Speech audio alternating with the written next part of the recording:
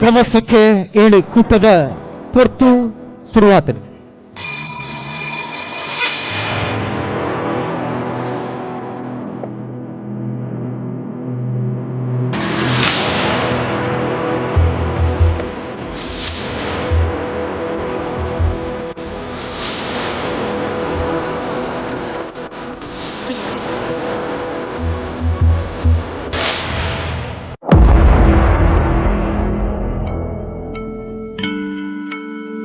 ನಮಸ್ತೆ, ನಾನು ಅವಿನಾಶ್ ಅಂತ, ಒಬ್ಬ ಯುವ ಪತ್ರಕರ್ತ ಹಾಗೂ ಒಬ್ಬ ಸಮಾಜ ಸೇವಕ. ನಾವು ಮನುಷ್ಯರಿಗೆ ಈಗ ಈ ಹಾಸ್ಪಿಟಲ್, ಡಾಕ್ಟರ್, ಮೆಡಿಸಿನ್ ಇವೆಲ್ಲ ಒಂದು ಅವಿಭಾಜ್ಯ ಘಟಕ ಆಗಿ ಹೋಗಿದೆ. ದಿನೇ ದಿನೇ ನೂರಾರು ಹೊಸ ಹೊಸ ರೋಗಗಳು, ಅದಕ್ಕೆ ಸಾವಿರಾರು ಹೊಸ ಹೊಸ ಮೆಡಿಸಿನ್ಗಳು, ಇದರಿಂದ ಕೋಟಿಗಟ್ಟಲೆ ಲಾಭ ಮಾಡುತ್ತಿರುವಂತಹ ಫಾರ್ಮಾ ಕಂಪನಿಗಳು. ಈ ಫಾರ್ಮಾ ಕಂಪನಿಗಳು ಇದೆಯಲ್ಲ, ಅದು ಮೆಡಿಸಿನ್ಗಳನ್ನು ತಯಾರಿಸುವ ಜೊತೆಗೆ ಹೊಸ ಹೊಸ ರೋಗಗಳನ್ನು ಸೃಷ್ಟಿಸಿ ಬಿಡುತ್ತದೆ. ಈ ರೋಗಗಳು ಬಂದಾಗ ನಮ್ಮಲ್ಲಿ ಹೆಚ್ಚಿನವರು ಡಾಕ್ಟರ್ ಬಳಿಗೆ ಓಡ್ತೇವೆ. ಈ ಡಾಕ್ಟರ್ಗಳು ಮತ್ತೆ ಅದೇ ಫಾರ್ಮಾ ಕಂಪನಿಗಳ ಗುಲಾಮರಾಗಿರುತ್ತಾರೆ. ಇದರ ಹಿಂದೆ ದೊಡ್ಡ ಮಾಫಿಯಾನೇ ಇದೆ, ಮೆಡಿಕಲ್ ಮಾಫಿಯಾ.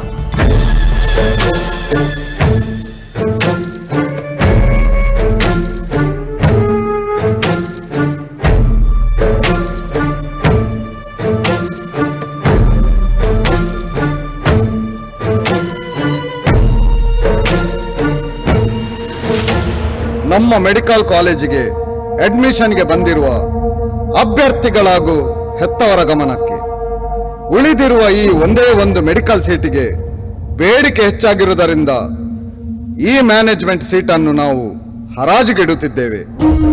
ಇದರ ಪ್ರಾರಂಭಿಕ ಬೆಲೆ ಕೇವಲ 3 ಕೋಟಿ ರೂಪಾಯಿ. 5 ಕೋಟಿ, 5 ಕೋಟಿ ಮೊದಲನೇ ಕರೆ, 5 ಕೋಟಿ ಎರಡನೇ ಕರೆ, 10 ಕೋಟಿ, 10 ಕೋಟಿ ಮೊದಲನೇ ಕರೆ, 10 ಕೋಟಿ ಎರಡನೇ ಕರೆ, 10 ಕೋಟಿ ಮೂರನೇ ಕರೆ, 10 ಕೋಟಿ ಫಿಕ್ಸ್.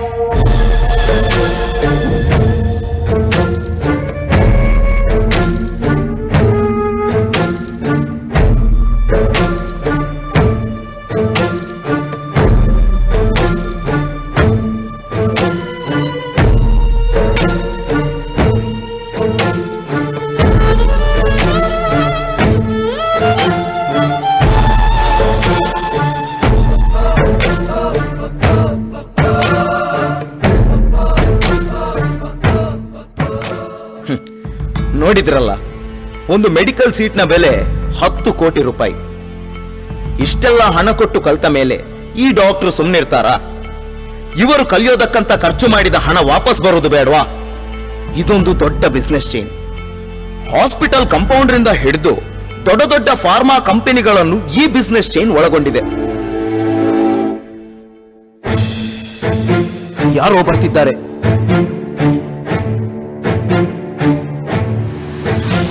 ಗುಡ್ ಮಾರ್ನಿಂಗ್ ಡಾಕ್ಟರ್, ನಾನು KLM ಫಾರ್ಮಾ ಕಂಪನಿಯ ಮೆಡಿಕಲ್ ರೆಪ್.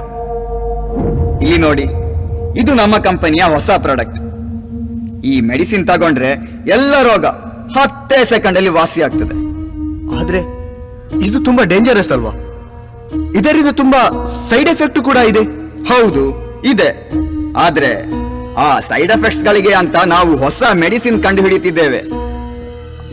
ಆದ್ರೂ ನೋಡಿ ಡಾಕ್ಟರ್, ನೀವೇನು ತುಂಬಾ ಆಲೋಚನೆ ಮಾಡಬೇಡಿ.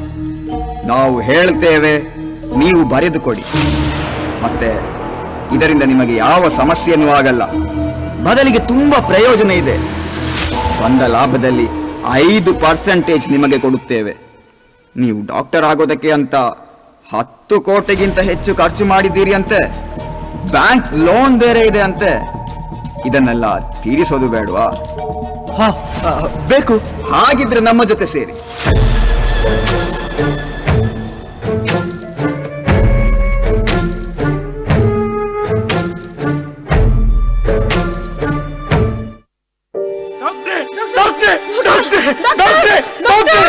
ಎಸ್, ಏನಾಯ್ತು? ಇವತ್ತು ಬೆಳಗ್ಗೆಯಿಂದ ವಿಪರೀತ ಜ್ವರ ಡಾಕ್ಟ್ರೆ. ಮಗುವಿನ ಮೈಯೆಲ್ಲ ತುಂಬಾ ಸುಡ್ತಾ ಇದೆ.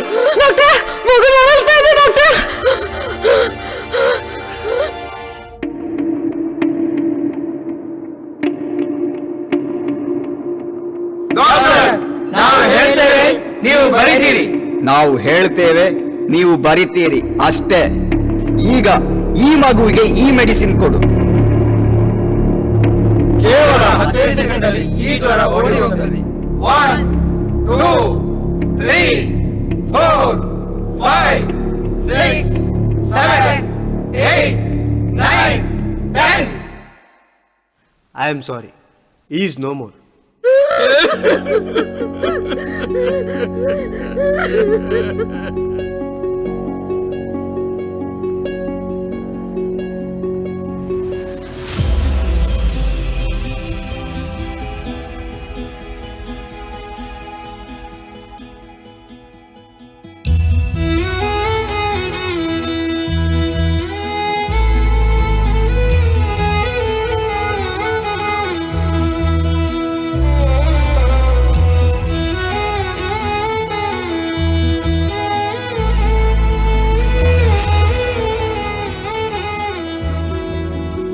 ನಾವೆಲ್ಲ ಈ ಫಾರ್ಮಾ ಕಂಪನಿಗಳ ಪ್ರಯೋಗ ವಸ್ತುಗಳು.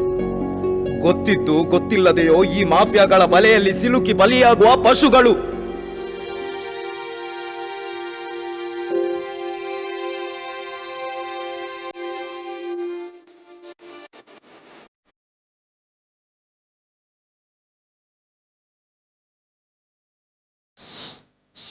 ಡಾಕ್ಟ್ರೇ, 2 ದಿನದಿಂದ ಶೀತ ಆಗಿ ಮೂಗು ಕಟ್ಟಿ ಹೋಗಿದೆ.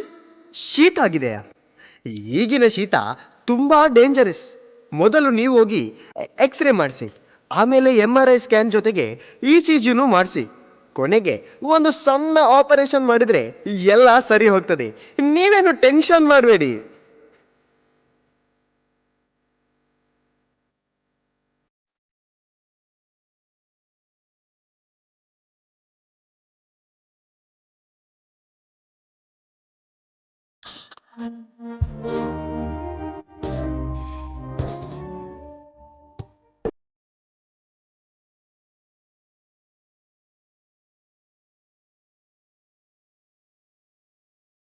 ನೋಡಿ, ಎಲ್ಲ ಸರಿಯಾಯಿತು.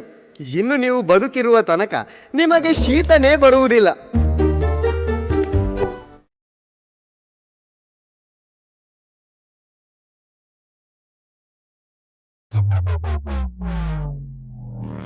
ಇವರನ್ನು ಆಪರೇಷನ್ ಥಿಯೇಟರ್ಗೆ ಕರೆದುಕೊಂಡು ಹೋಗಿ. ತಲೆಗೆ ಒಂದು ಸಣ್ಣ ಆಪರೇಷನ್ ಮಾಡಿದ್ರೆ ಎಲ್ಲ ಸರಿ ಆಗ್ತದೆ.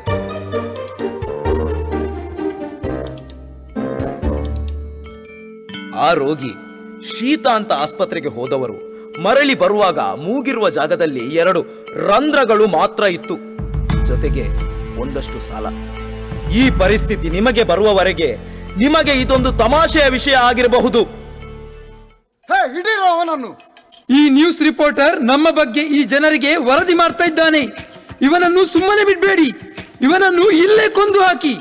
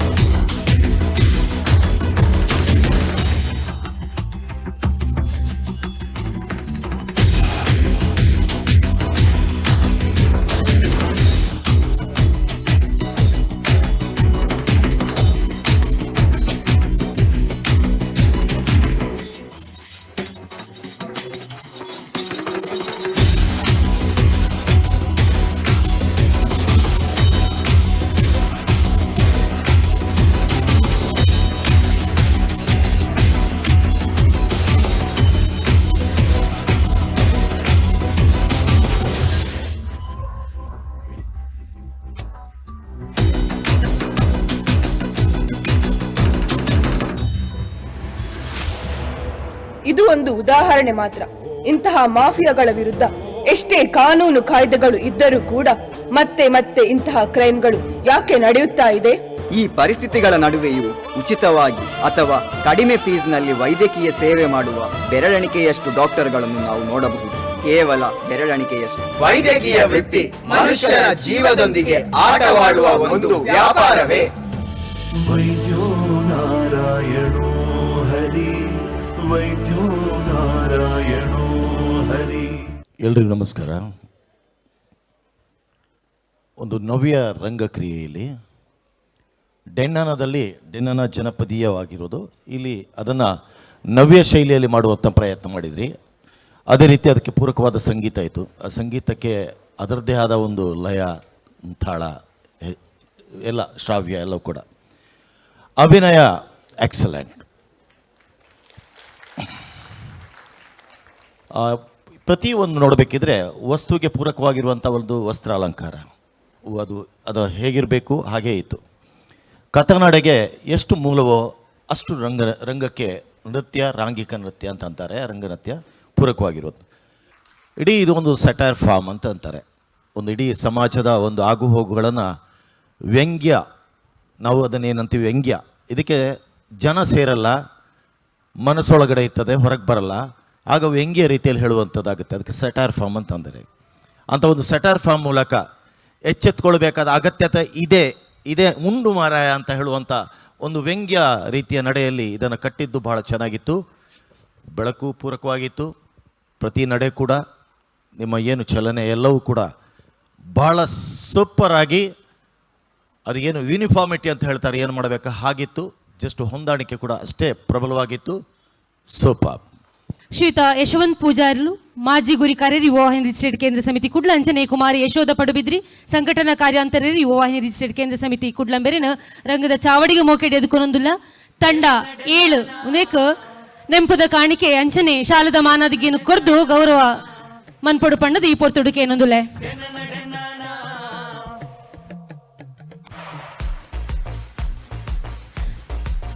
ಈ ಪೊರ್ತುಡು ರಂಗ ವೇದಿಕೆದ ಪಿರೋದ ಮರ್ಗಿಲ್ಡ್ ತಂಡ ಎನ್ಮ ದುಂಬುದ ಪ್ರದರ್ಶನಗಾದು ತಯಾರಾವಡು ಪಣ್ಣದು ಭಿನ್ನಾಯ್ತೊಂದು ನಿಕ್ಲ ಸಮಯ ಇದು ಪೊರ್ತುಗು ಶುರುವಾತಂಡು ರಂಗ ಸಜ್ಜಿಕೆ ಕಾದು. ರಂಗಾಂಡ್ ಕಲ್ಲರೈಸೊಡು ಈ ಸಲ ಪುರಭವನದ ಚಾವಡಿಡು ಯುವೈನಿ ನಡ್ಪೋನ ಡೆನ್ನಾನ ಪಂತೋದ ಪರ್ವೋಡು ಸೇರೋ ನೋಡು.